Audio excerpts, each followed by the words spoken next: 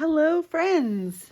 This is Kimmy from Scrap Therapy. Hey, I wanted to show you how to make this really quick and easy and beautiful Christmas card. It's very simple, but if you are in need of some quick Christmas cards, this is fantastic. So here's what we're gonna do.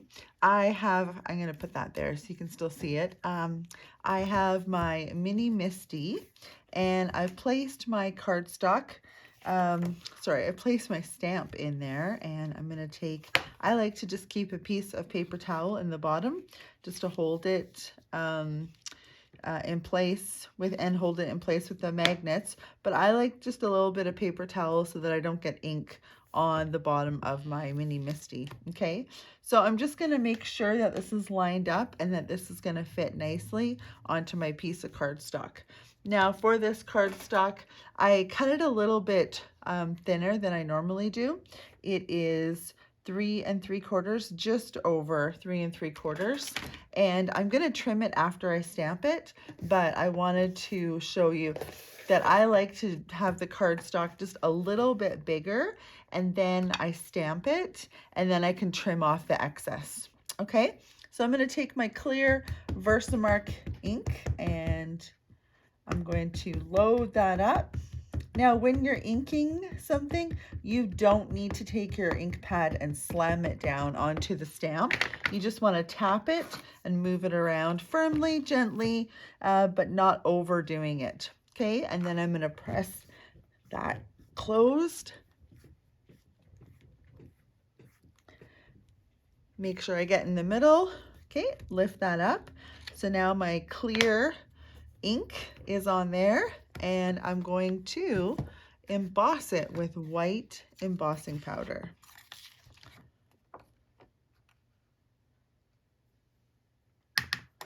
And I like to put my embossing powder in this little container.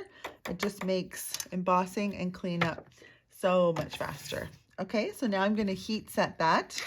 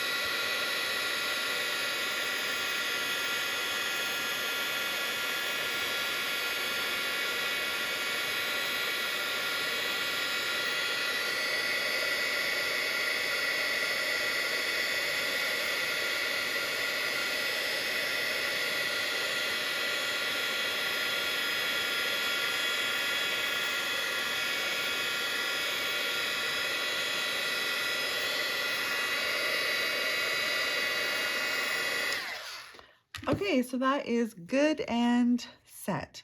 Now I'm just going to let it cool for a few seconds, and I have pulled out 4 different distress inks that I'm going to use for this card. So I'm going to put it back here so you can see. So in this center area, we're going to use mustard seed, and then around in some spots we'll use peacock feathers, seedless preserves, which I love, and this is a new color on Uncharted Mariner, and love this color as well. Okay, so it's definitely cooled off by now. So I often like to put a piece of paper towel just in underneath while I'm inking, just so I don't get ink all over my table or mat and then transfer it to somewhere else by accident. So I'm going to use the sponge, and I'm going to just load up my ink, and I'm going to basically go right in the center because this is going to be my light source, and I'm just going to make a big circle, kind of softening out that color as I go. Okay, so that's the first one. Then I'm going to take some of the peacock feathers, load that up, and so now I'm going to do what I call a triangle of color.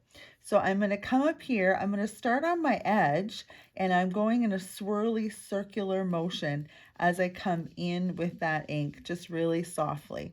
Okay, then over here, I'm going to come down here with that same color, because this is my triangular kind of movement here, right? I got a color, color, color. So see the triangle of color around the yellow.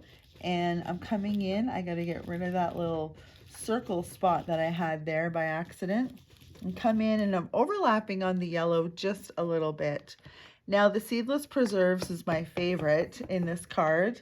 And so I really want this color to pop. So I'm going to have it come up here and come down in, overlap with the broken china just a little bit. Going to have it come over here, coming up, even across this little path a little ways, and then a little bit of it over here as well. All right, and lastly, we're going to take some of the Uncharted Mariner, and now we're going to fill in our holes. Again, I always start on the outside edge of my card. I never start in the middle. I always start on the outside edge and softly work my way in.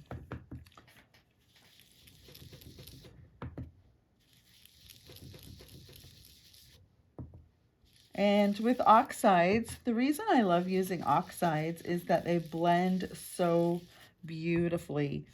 You just kind of keep using a small amount of ink, tapping it on there, and just adding it, and it just blends. So now I'm going to come back with a little bit of broken china and fill in this final little corner. Okay, now this is where I can take a look and kind of go, you know what?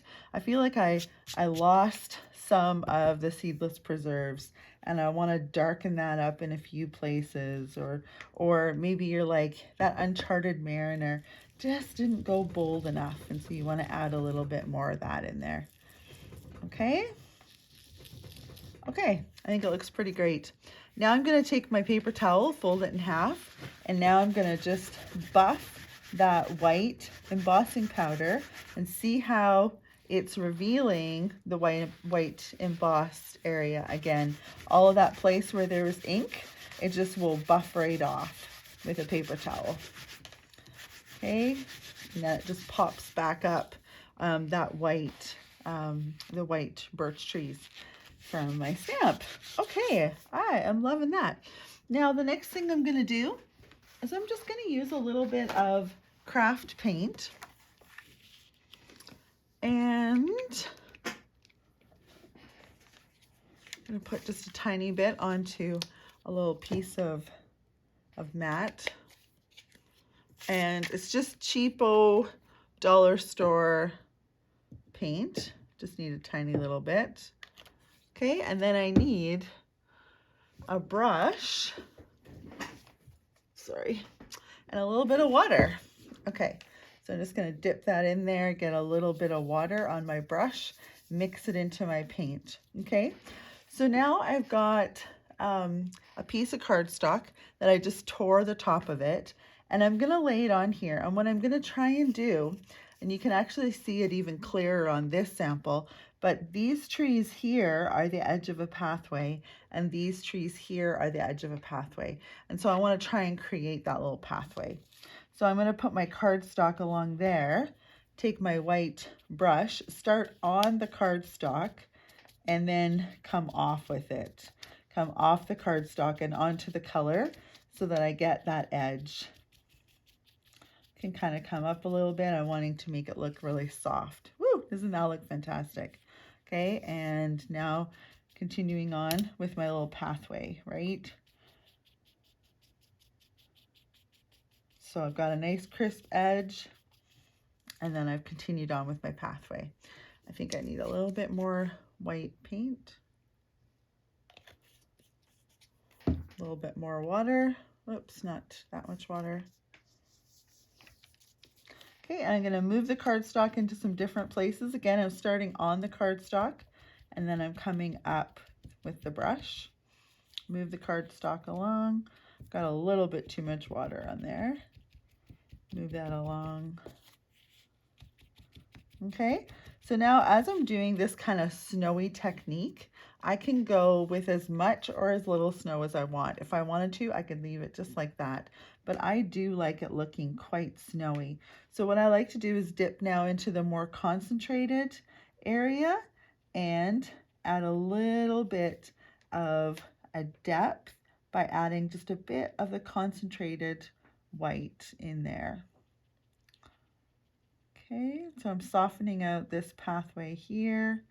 And you do have to be careful with the oxides. It will activate. And so if you used a paper towel and moved it around and smudged it, you will activate all of those distress oxides. So you want to try and not do that. You don't want to do that. Okay, so I'm going to kind of just adding a little bit of a snowy hills, kind of back and forth. A little bit of lines. Softening it out. I don't want to see a ton of the color in behind. Okay, so I've wiped off a bunch of the paint. Now I'm just really softening that out so I don't have any dark areas. Okay, and then I can even go in again and add a little bit of white again, just crisping up any edges so that it looks like, right, there's a little pathway going here.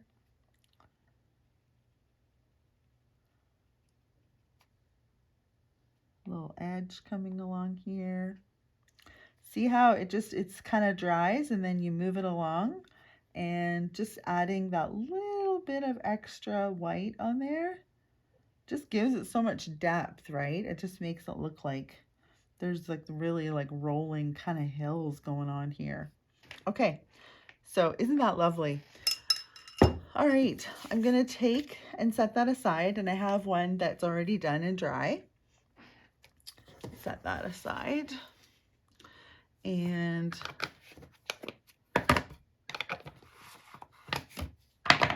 okay, so I've got one that's done and dried.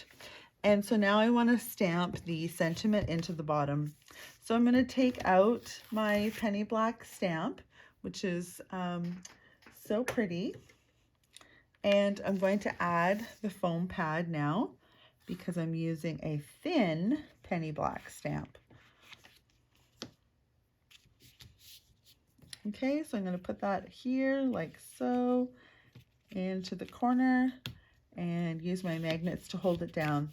Now this is where I'm going to take my sentiment, and making sure this is nice and dry, I'm going to lay my sentiment on here like so. And part of why I love the Mini Misty is that you can now line up and make sure using the grid on the lid that your sentiment is nice and straight. Okay.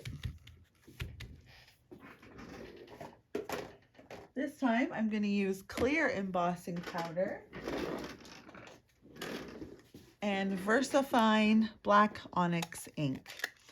Okay, so I'm going to load up my ink pad again, tapping gently, loading that up.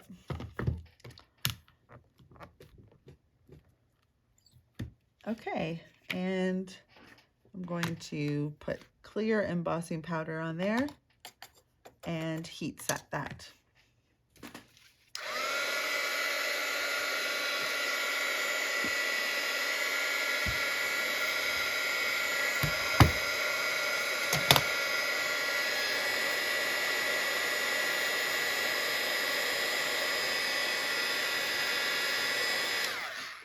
Looking so lovely, so lovely.